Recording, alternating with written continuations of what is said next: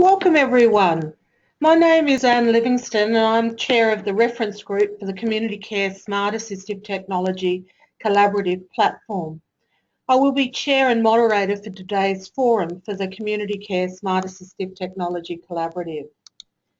The topic for today's session and forum is virtual reality, and we've got a number of leading developers and service providers using VR in community care service delivery presenting today. This webinar is part of a series of sessions facilitated by Community Resourcing for the Community Care Smart Assistive Technology Collaborative.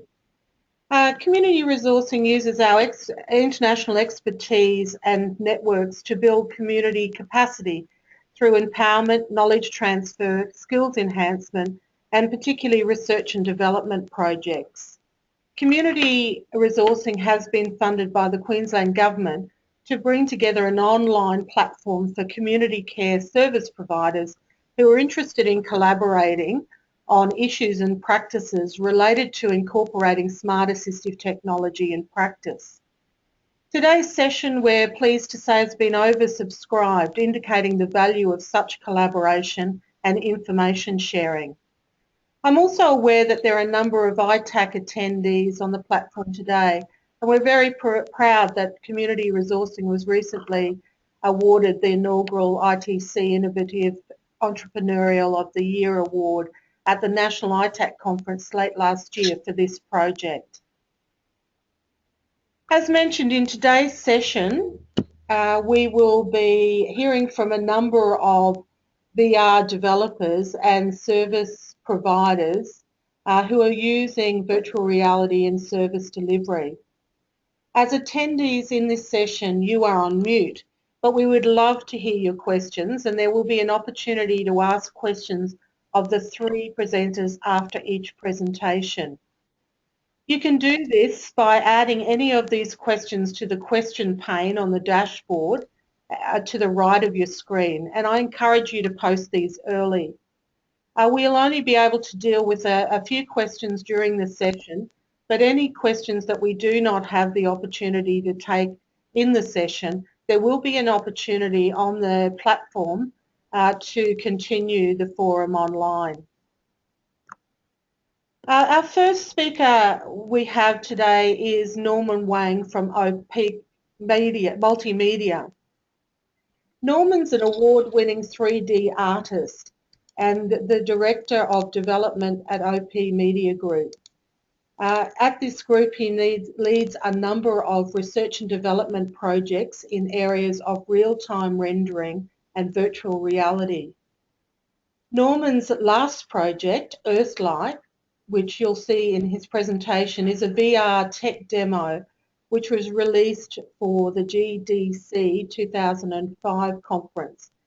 It transports participants into the body of an astronaut on an international space station, and this project was heralded widely by media as one of the best applications of virtual reality technologies in the world. Congratulations, Norman.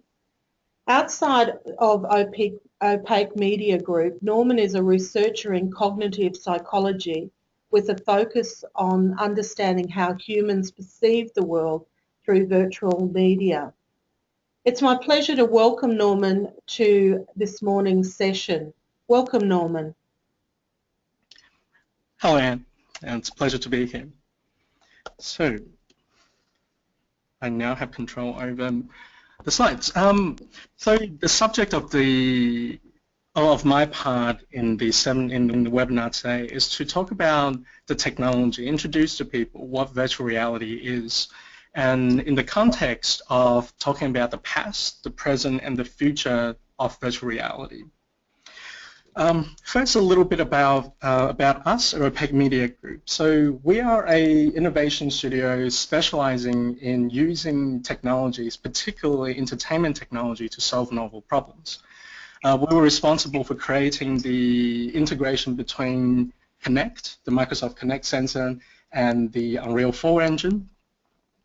We're also responsible for creating integration between Unreal Engine 4 and a number of Google's upcoming prototype technology standards.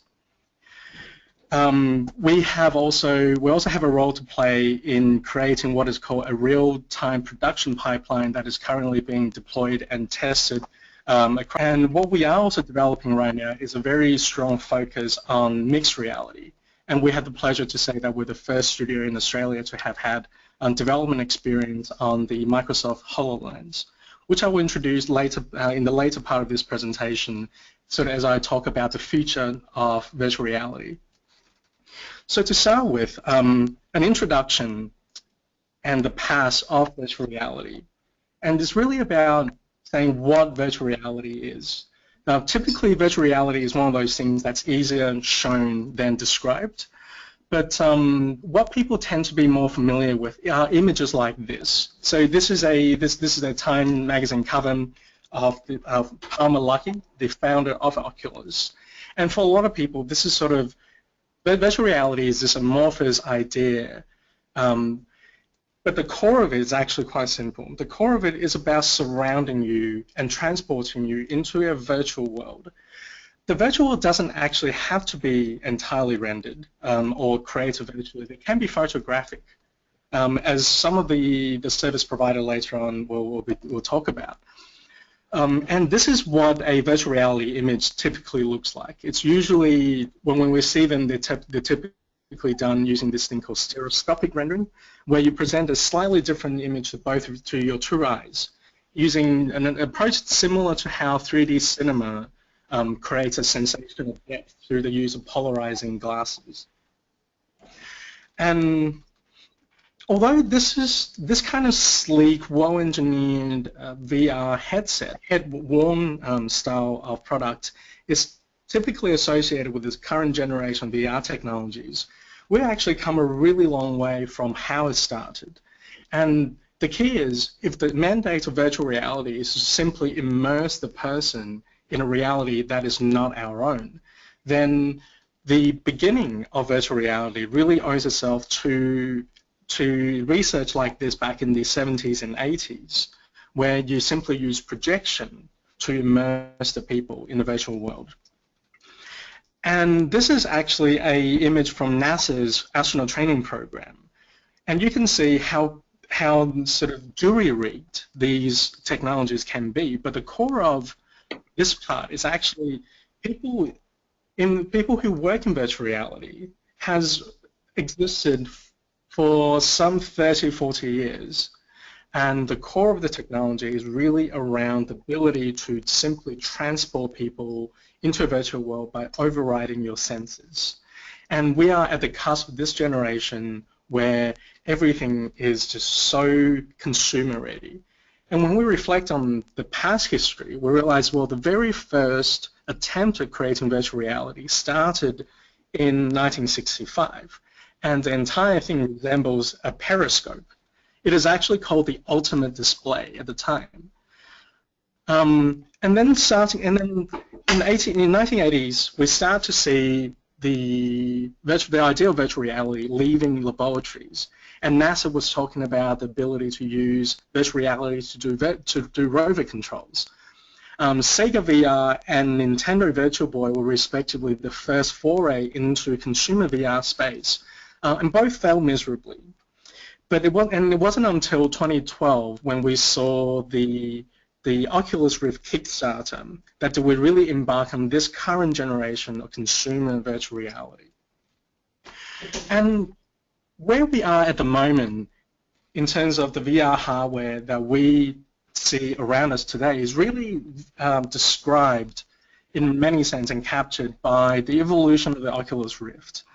As the technology is honed and perfected, you can see just a variety of a number of aspects of technology improving in just 2 short years, changing fairly substantially in the fidelity of experience it is able to deliver. And in turn, it really inspired a whole new generation of virtual reality developer platform on which developers like myself and some of the people that will speak later were able to create content for. But really we're at a cusp of virtual reality becoming about consumer ready, and that leads us to the presence. So it's what the present state of the virtual reality technology looks like. Is that we have a number of very high consumer-ready platforms that is designed to cater to a variety of different needs, all the way from the incredibly prolific Oculus Rift, which opened for pre-order and was sold out within 12 hours. The HTC Vive, which was debuted at CES with a depth camera, the PlayStation VR. So these are the high-end virtual reality platforms. And on the left, we see a couple of other platforms, for example, the Google Cardboard, which is about the pervasiveness. It allows you to turn almost any smartphones out there into a virtual reality device. Samsung Gear VR presents a slightly better package with advanced capabilities, but it's designed just for the Samsung phones. And OS VR, standing for Open Source Virtual Reality, is actually a technology standard that people are free to implement their own hardware for. So that has garnered increasing traction in academic field because they are more interested in having an open standard and to conform with the needs of research projects and things like that. So in the context of the present, what I'm going to do is I'm going to talk about our projects that we have deployed or will be deploying very shortly. And the first one is the virtual dementia experience. And what it is really a training, and it's about leveraging the unique capabilities of virtual reality. That is the ability for you to experience the world through somebody else's eyes. And we're using that to help Alzheimer's Australia Victoria to solve the problem with dementia training. And that is the ability, or rather the inability to communicate empathy through a conventional training medium. So what we created, the virtual dementia experience, was a virtual reality experience not in a headset, but projected onto a wall. And it is designed so that it can be used in a workshop setting, simultaneously training some 15 to 20 people in a workshop.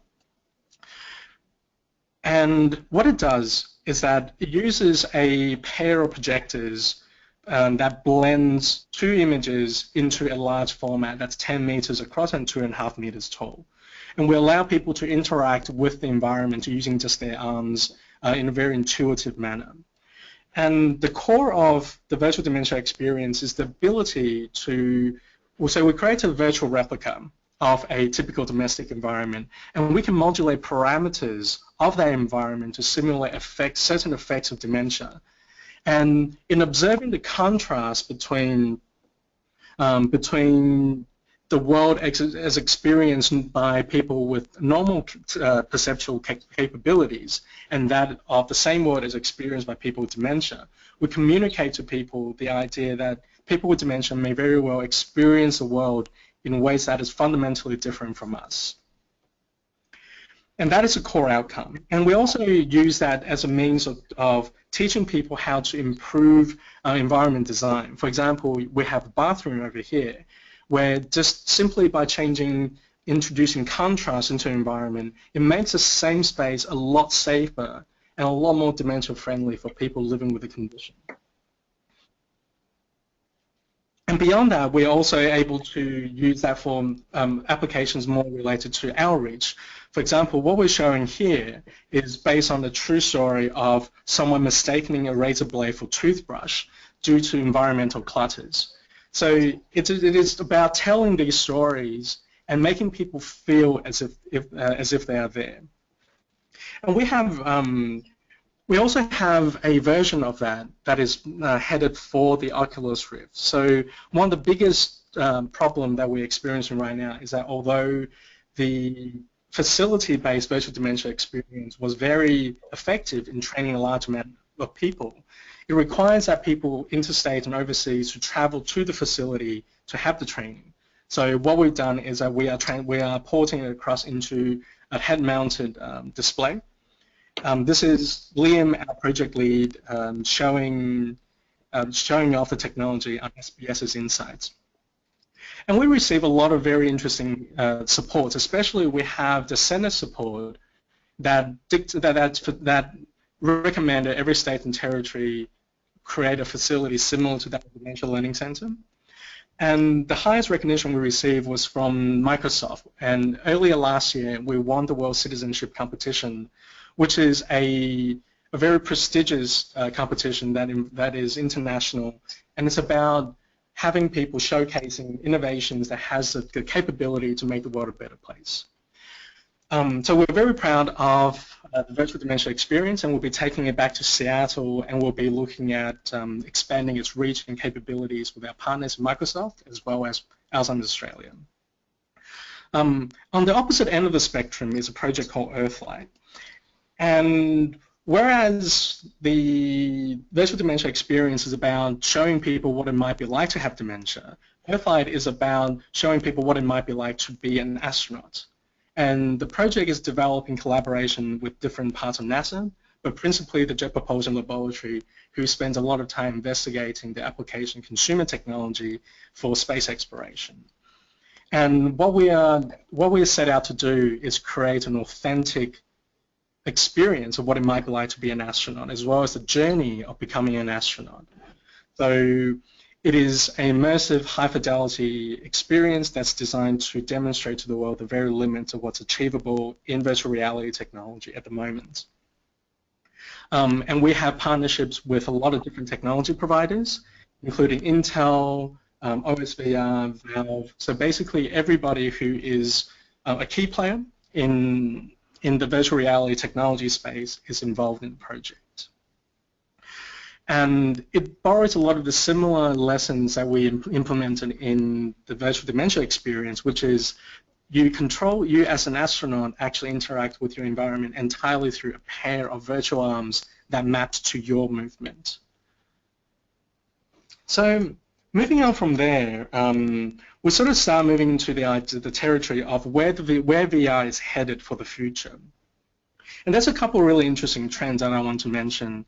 So the HTC Vive that I introduced not too long ago. So the HTC Vive, as shown at CES, actually was an enormous departure in terms of core capabilities from the previous version of the developer kit in a space of less than 5 months. And at the same time, over at CES, Sony has come out and said the PlayStation VR platform is not designed for current generation technologies. In fact, it is designed to work with the next generation. And we are in this interesting space where the current generation of technology is already obsolete before they are released. So the developers are constantly chasing the next iteration of technology where consumer is always one generation behind. The next trend is the fact that the key technology providers like NVIDIA, like AMD, the people that create a lot of the underlying technology that allows for real-time display of virtual reality, they are both coming up with very tailored solutions to make VR hardware more cost-effective. So one thing that we're confident is that the cost of ownership will definitely decrease as hardware becomes more VR-centric.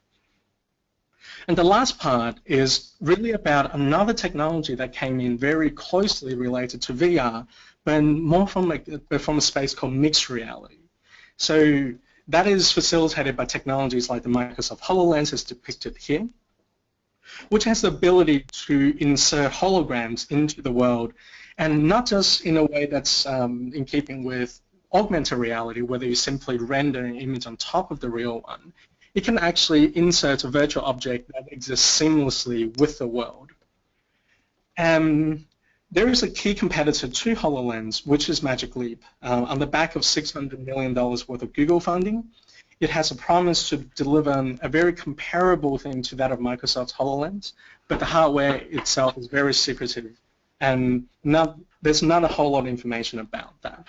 But the key is, these technologies have the ability to not supplant your reality with a virtual one or simply augment it by rendering something on top. It has ability to create a seamless blend between the virtual and the real.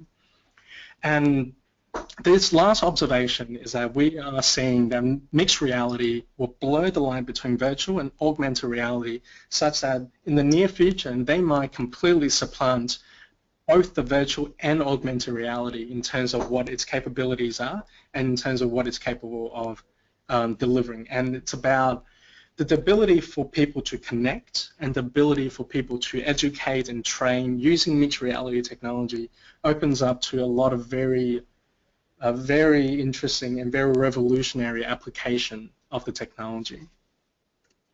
So that brings me to the end of my segment, which is mostly focused on technology. And I will pass the control of the deck back to Anne. Thank you very much, Norman. Fantastic and amazing presentation. We've got a number of questions online, and I'd encourage participants to continue to bring their questions through the question panel to the right of your screen. But Norman, to start off, I've got a question from Penny, who's in Mackay. Penny, thank you for your presentation, and she asked that besides the examples that you outlined in your presentation today, what would your opinion be of the biggest and most exciting and perhaps significant project on the horizon for virtual reality? That's a really good question. So one thing that we're very excited about is so we're focusing on what is unique about virtual reality. What can we do in virtual reality that we couldn't do in other mediums? And to that end, we have a project that is funded by the Wellcome Trust Sanger Institute, and people probably are a bit more familiar with the Human Genome Project that they were a part of. And we are working with them to create using virtual reality to help researchers around the world to collaborate and also to explore and understand genomes in a way that couldn't be done before. So we have quite a few different projects, but in terms of significance, that is probably the Global Genetics Network is probably the one that I think is the most significant. That's fantastic, Norman. Thank you for that. And thanks for everyone in the audience who's pushing questions through their question panel. I'm going to go to Maria from a statewide service provider. Maria's question is around your comments around dementia training. She thanks you, Norman, for an interesting presentation, and she likes particularly the idea of creative empathy in the dementia training. But asks, could you explain more about augmented reality? Augmented reality is about the typical manifestation of augmented reality is through that of a tablet. So, for example, if you were to turn on the tablet and you turn on the camera, you could see the tablet is effectively remediating reality. So it's capturing the world behind it through the camera and then re-representing it on the tablet screen. So the typical augmented reality application then steps in and renders an image on top of the captured image from the camera. There are a number of different ways to tell the application what to render and where to render and which part of the photographic image to replace. But that is sort of the core of what augmented reality does. It takes a reality that you see and augment it by inserting something on top of it. Thank you, Norman. We've now got a question from the Sunshine Coast, and Dr. Eleanor Horton from the University of the Sunshine Coast. Thank you, Eleanor, for the question. And Eleanor is also a member of the Collaborative's Expert Reference Group. Eleanor, again, would like to thank you, Norman, for an amazing presentation, but asked if you could elaborate more from your comment about the Senate comment about having virtual reality dementia centres in each state. Are you able to comment how advanced that sentiment or that approach is? So it was a Senate Standing Committee on Community Affairs, so it's the Senate Standing Committee on Community Affairs. And their recommendation was to establish something akin to the Dementia Learning Centre that houses the projector version of the virtual dementia experience. And their recommendation was that every state and territory should have a facility similar to the one they have in Victoria. Unfortunately, it hasn't been. We actually visited the University of Sunshine Coast not too long ago, and as a matter of fact, one of our colleagues is actually moving over to University of Sunshine Coast to have a position there. And the short answer is it's really dependent. We don't have a facility currently deployed interstate. The long answer is there's a couple of people who've been seeking specifications to see how they can best go about replicating the installation, but there's no existing installation outside of Victoria at this point. Thank you, Norman. A great presentation, and we look forward to asking some more questions at the end of the presentation. So keep those questions going, and we will try to aim to get to all those questions at the end of the presentation. It's my pleasure now to introduce the next presenter, Mr. Ben Sheehan. Ben founded Altish Proprietary Limited in 2005 after a very personal and sad situation when his father was diagnosed with terminal cancer. Virtual reality has offered Ben's father the opportunity for quite a novel and entertaining experiences, either whilst he's in bed at home or at the hospital. The supportive, educational and transformative potential of virtual reality was very clear to Ben, and Altish was established. His company is currently developing VR applications to support people with a disability, with mental health needs, and even with dealing with some rapid behavioural change required, such as smoking cessation for personal health.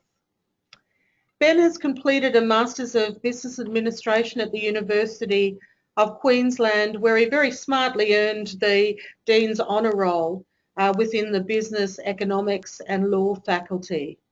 His previous study included a Bachelor of International Business, and he has over a decade experience in senior leadership positions in top-tier private sector firms across a range of industries, including mining, telecommunications and web development. But importantly, he's now devoting his time to, I think, what is his real passion and commitment in providing and producing world-leading applications of virtual reality.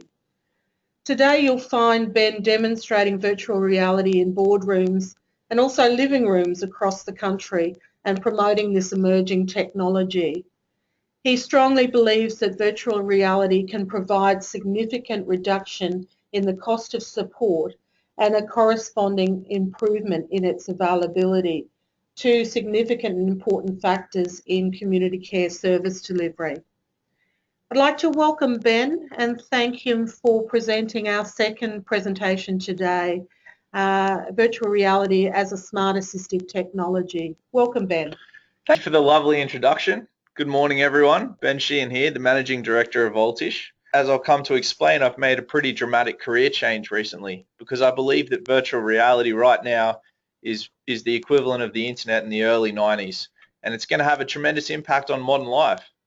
You know, personally, yes, my father was diagnosed with mesothelioma, a terminal form of cancer, and that's really how I got interested in virtual reality, because I wanted to give him a novel and some calming experiences while he was stuck in bed. And it was then that I got a glimpse into the transformative power of VR, and I'd like to outline a bit of that vision for the future this morning. So our company Altish, it also includes my brother Tim, he's an intellectual property lawyer, and Sebastian, a software developer. And we're part of the Brisbane Virtual Reality Club, which gives us access to some excellent local talent, as well as part of the Asia Pacific Virtual Reality Network, which gives us access to some of the best talent in Asia. In the middle of this slide, you'll see some little images there of some of the tools at our disposal in creating immersive and incredibly realistic healing simulations. And it's really, I guess, it's a pleasure to be here talking with you all this morning as service providers, because I think together with our understanding of the technology and your relationships with your members and clients, I think it's together collaboratively that we can improve lives, like I hope I did with my dad. This slide, it's really just to provide a quick visual representation of the speed at which the industry is developing and the range of options which will be available to your communities and users globally. Norman touched on a lot of this already. Price-wise, you've got things like the Google Cardboard powered by your smartphone coming in at $20, right up to this futuristic full-looking bodysuit, which provides haptic feedback to the user's entire body. So our team has created experiences using actual high-definition footage of real-life scenarios right through to 3D computer simulations.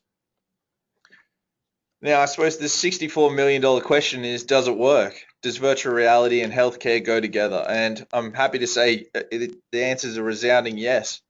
I'm currently curating a bunch of academic literature, which I'll make available to community resourcing worldwide to forward on.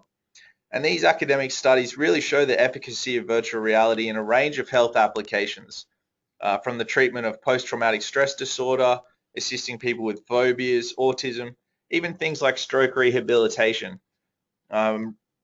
Really cognizant that this industry is evidence-based, so I'd like to sort of make that available for you guys.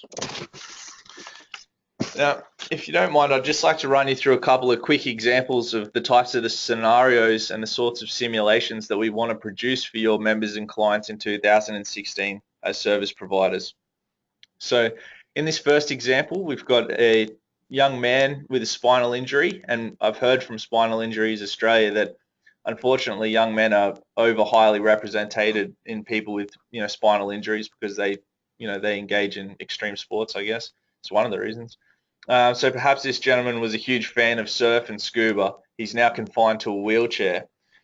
So can we use virtual reality to give this guy a fun and liberating experience? And maybe a simulation like that would be sponsored by another service provider who offers spinal injury support as well. So again, that's that collaborative aspect. And it's probably not a bad option as service providers look to, I suppose, market their businesses in new ways as we move to a market-based system with the NDIS. In this second example, let's take a mental illness scenario. So perhaps we have a gentleman who's suffering from depression and anxiety. He lives in a remote and rural area, maybe never sought out traditional help due to stigma, fear of talk at the pub or in the football team. One of the great things about virtual reality in this space is that it really helps remote and rural people access services that they might not have been able to get to before. So using VR, this imaginary client can get support and coaching privately from any provider with an internet connection. So again, as service providers, you guys on the other end of the line, can be thinking about how virtual reality can really open up the markets in which you serve. Looking forward a couple of years from now, once this technology reaches critical mass in terms of adoption, at Altish we believe service providers who augment segments of their support with virtual reality will enjoy dramatic reductions in the costs of service delivery, as well as access to new and global markets. Now here on this slide, our 10 times better goal, that's a pretty audacious statement, but I think if we quickly unpack the benefits of including virtual reality in the Human Services Toolkit, it'll make a bit of sense. So I'll give everyone a little bit of time to read some of the benefits here, why we should include virtual reality in the toolkit. And I suppose I'd encourage everyone to be thinking about how they could leverage virtual reality in their own application.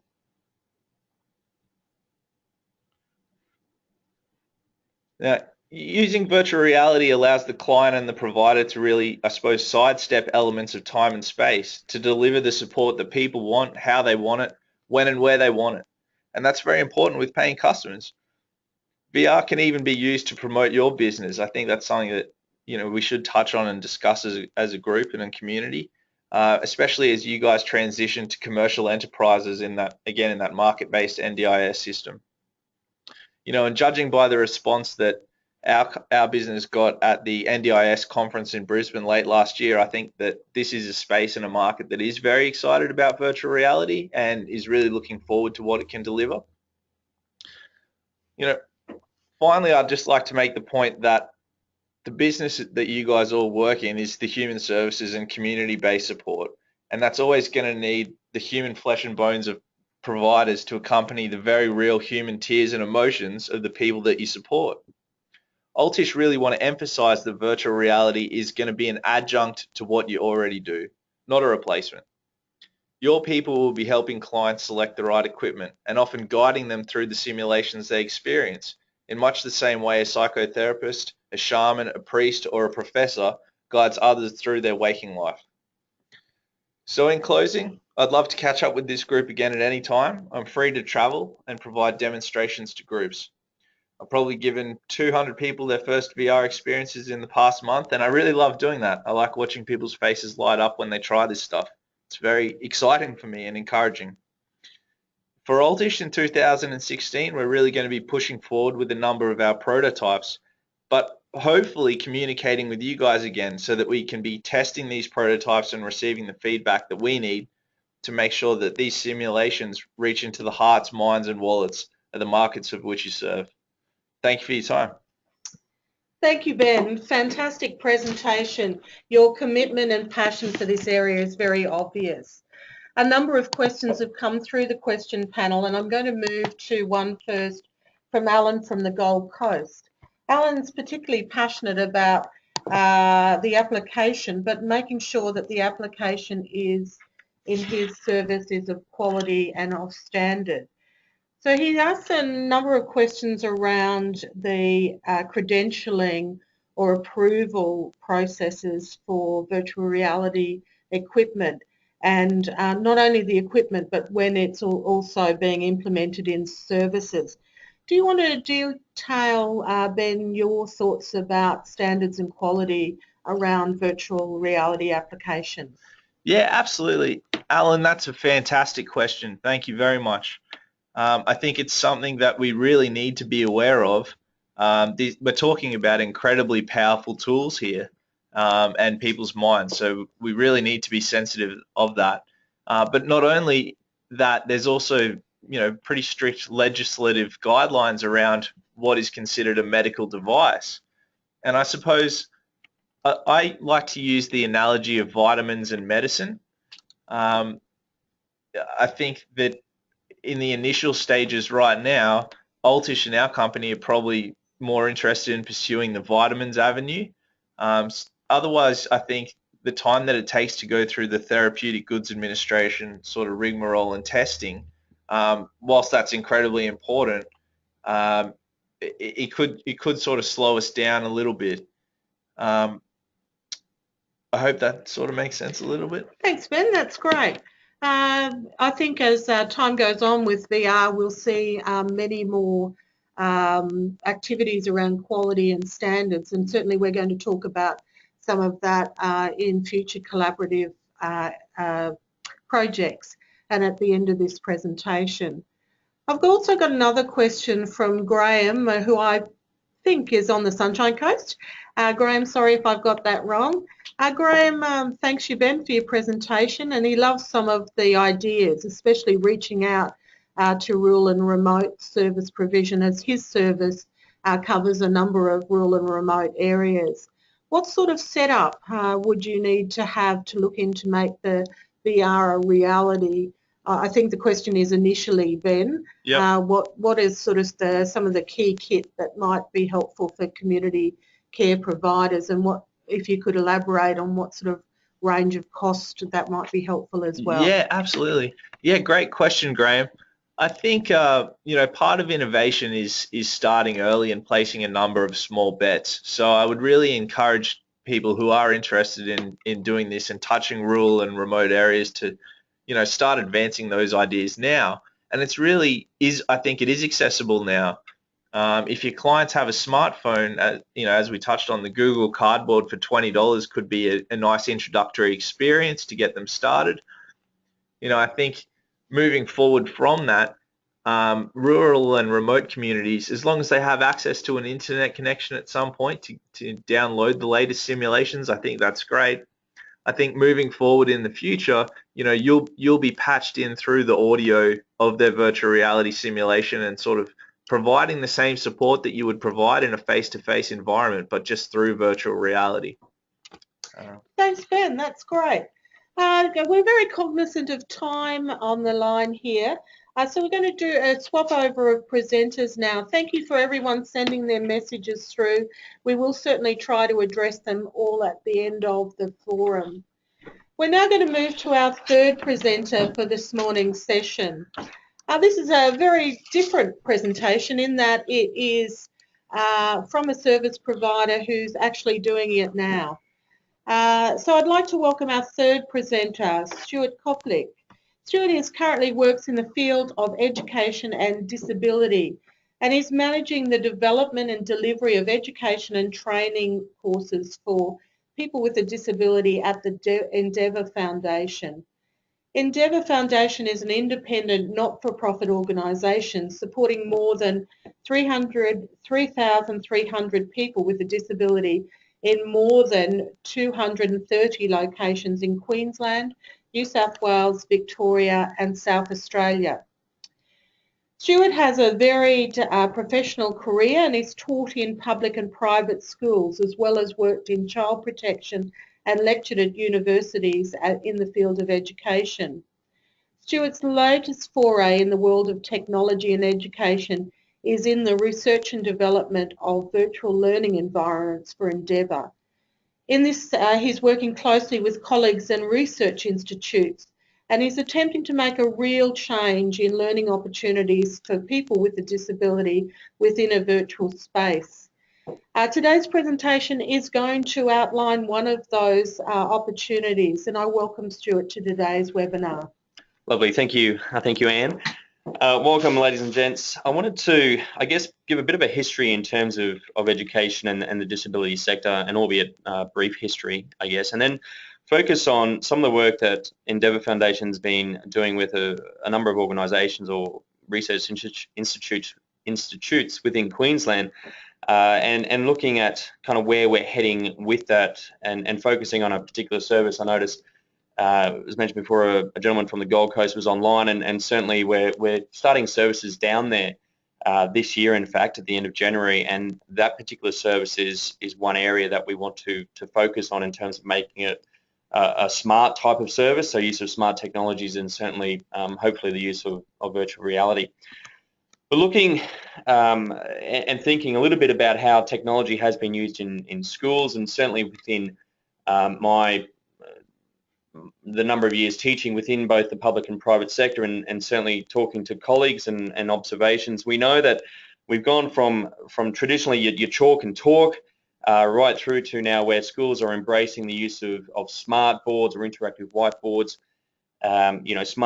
smart tablets and smartphones, through to use of applications, and in particular in the literacy and numeracy space, particularly at the primary school level, whereby their Education Queensland introduced and certainly has been using Apple types of technology in terms of iPads over the last number of years, and certainly introduced policies and procedures around that. We mentioned before, one of the questions was around in terms of that legislation and policy and procedure, and certainly we can draw on some of the work that's already been done within education in that space to certainly support and assist kind of what we're doing moving forward. And certainly within Endeavou Foundation, and if you are familiar with Endeavou Foundation, but it started as a school really, when the government made the decision that young people with a disability, or an intellectual disability in particular, weren't able to be taught, and so it became the responsibility, I guess, of a number of families and mothers in particular who believed in their children and believed that they could be taught, and that's kind of how Endeavour came about, and we've certainly carried on that tradition and have almost come full circle in terms of some of the services we're now providing. And I've mentioned there on that particular slide with current programs, we're looking at the CLUE program and ELP, which is the Education and Lifestyle program. Now, those programs are based on a co-design process whereby we developed curriculum based on the feedback that we've had from young people and young adults engaging in these programs, and from the parents and from our own professional knowledges in terms of saying, well, what's best practice, what is required in order for a person to have the opportunities for an ordinary life. And if that's, you know, going to school or continued education, if it's going down to the pub on a Friday night to hang with their mates or going to the movies, or certainly tapping into some forms of technology or playing games, then certainly we want to be able to provide those types of supports. And we do that in a very much educational focused and person-centered way. And the ELP program in particular focuses on that, and also those life skills. So, you know, is it about transitioning to employment? Is it about transitioning to independent living, as any, you know, young person generally wants to do? And so how can we do that? And traditionally we've done that face-to-face, small group environments, traditional type classroom environments, 4 walls, desks, chairs, interactive whiteboards, that type of thing. What we've started to use though is technology. So we've introduced iPads and use of Apple TVs, the applications that you've probably been using in schools already, and certainly in some of the service centres. You know, your typical desktop computers, your laptops, smartphones, the use of social media, for example, YouTube as a type of teaching tool, and if you go online now, you can download any types of resources, I guess, or lessons, you know, be it playing guitar or even looking at some of this virtual reality online. Some of the students that we have utilize Facebook and other forms of social media to keep in touch with their friends and family. It's interesting though, Ben mentioned before the use of geography being an issue in the whole kind of rural and remote community, and we need to start thinking about this and how we look at how we're delivering education, particularly when organisations such as Endeavou and certainly other service providers not only are trying to meet the needs of people, say, in Brisbane or in fairly city-centric type demographics, but when we start looking at more rural and remote. So if we need to reach out to places such as Quilpie or you know, out further west, you know, and into the New South Wales, into the rural areas out there, or even up in far north Queensland. I think also, you know, non-English speaking background, our Indigenous, the Indigenous communities, we're talking Sudanese type communities, there we need to think about how we're delivering the content. We need to think about learning styles, and then also for service providers, you know, our ability to be able to staff and certainly resource that type of technology. Again, we've mentioned before the use of the cardboard glasses. You know, for relatively, you know, that's about 5 cups of coffee really, but through to now Oculus Rift being advertised for close to, I think, been around $600-700. You know, and then having also the hardware to be able to deliver on that type of application. So they're the things we need to be cognizant of. What we did do, what Endeavou's been doing for the last year or so is working with a couple of research institutes here in Brisbane, one in particular, whereby we work with both undergrad and postgrad students to look at various applications and how we can deliver, say, the ELP program, but within a virtual type space.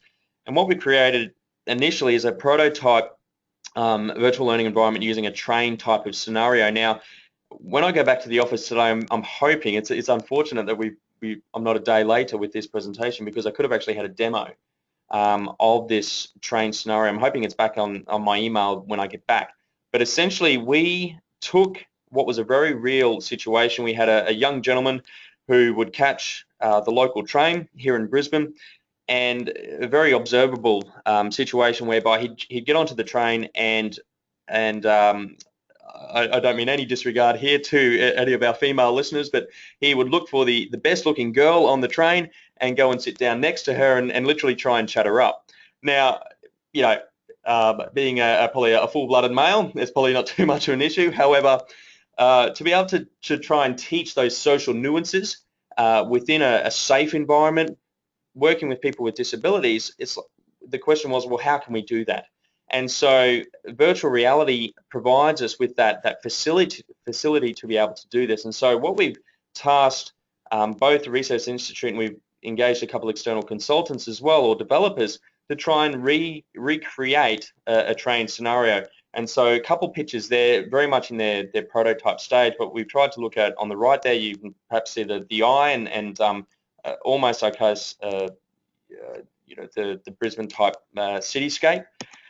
We then we were able to use Oculus Rift and a virtual type of environment to walk around this environment, to board the train, and to make it look very much like I guess a Queensland Rail type of train there with the colours, and you can actually walk through the actual carriage, and then eventually, well, and I've seen the demonstration whereby that carriage is populated with people, and you can actually engage with those people on that carriage. So it's about asking questions. And so the concept was, well, how can we create a learning scenario that teaches those social nuances, but also focuses on other things such as timetabling, you know, the swipe on, swipe off with the Go card. Can we use other types of hardware that might support that? And we've mentioned there in terms of Oculus Rift and Leap Motion hardware as well. And for the gamers who are online, we use the Unity development type software to make that happen. And there you can kind of again see some pictures there of the swipe on, swipe off. So it all comes back to those foundational skills that we might teach in education, such as literacy and numeracy, being able to swipe on, swipe off, perhaps even order a drink. You know, can I use virtual reality to purchase a Coke or an orange juice? And do I actually get change from that purchase that I've made? And all that kind of educational process comes into play. I guess looking ahead, some of the questions that might come up are, well, are we, you know, is there an over-reliance on technology? And that always seems to come up within education. And I guess, you know, at home, the same question could be asked for mums and dads. And the answer might be, well, yeah, there could perhaps be an over-reliance on technology. And we need to make decisions. We talked about policy and procedure and legislation before as to what that might look like. And we're still very much in the infancy, at that infancy stage of trying to look at what that might be. If we are going to use virtual reality and the use of different types of hardware, are those outcomes being met? So are the supports that we offer meeting the needs of that person undertaking an educational course? You know, or is it just fun and games? And whilst it is fun, we still need to ensure that, you know, those numeracy skills, those literacy skills are still being met. It's very much a co-design process for us. We don't go in knowing all the answers, and certainly my background is not, I'm not a tech specialist. It's where I rely on the likes of software developers to talk to and to kind of take what's in my own head, that concept in my head, and to be able to design, you know, the railway tracks, to design the train station itself. And then what we've also done is taken students from our programs to the university to provide real-time and immediate feedback for those developers. So they put up a demo. The young people have played with this type of scenario and said, well, this doesn't work, or this does work, or, you know, they've communicated ways to make it better. Then also, and Ben mentioned before, the criteria of the National Disability Insurance Scheme, so the NDIS. As a service provider, we need to ensure that, again, we're meeting the market. And, you know, does this product meet the needs of the person, and then can it be funded under an NDIS? And we're going through that process at the moment, and Endeavou Foundation believes that, yes, it can. There's certain criteria there that we believe from an educational point of view, the funding will meet. And certainly when you look at life skills and employment and transitioning to independent living, that's kind of, I guess, the market that we're trying to look at. Does it have meaningful impact? Sorry, I've just clicked too many slides there. It could be that one there, 74. Thank you. Does it have meaningful impact?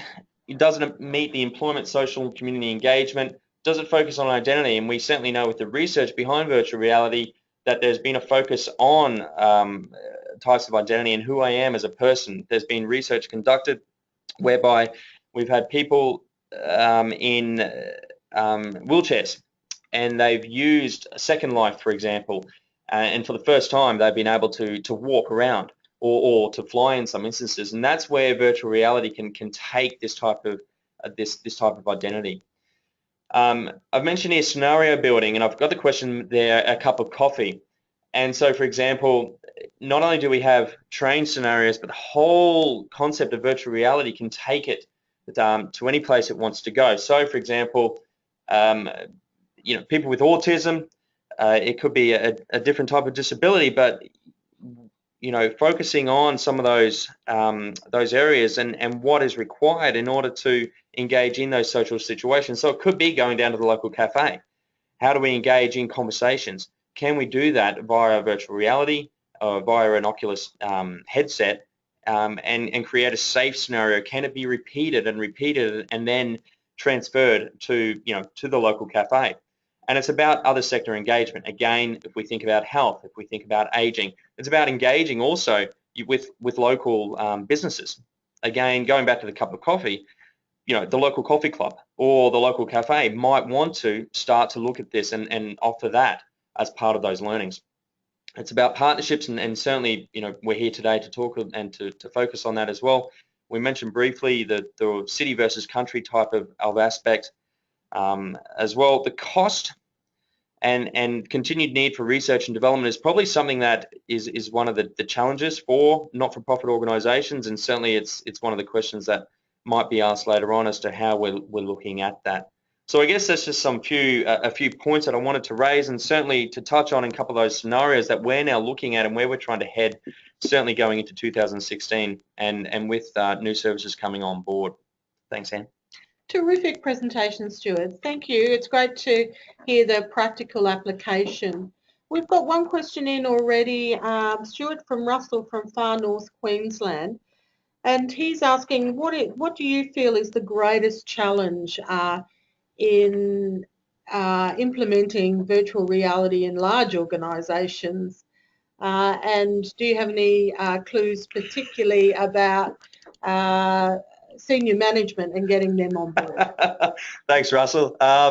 Always start with the hardest one.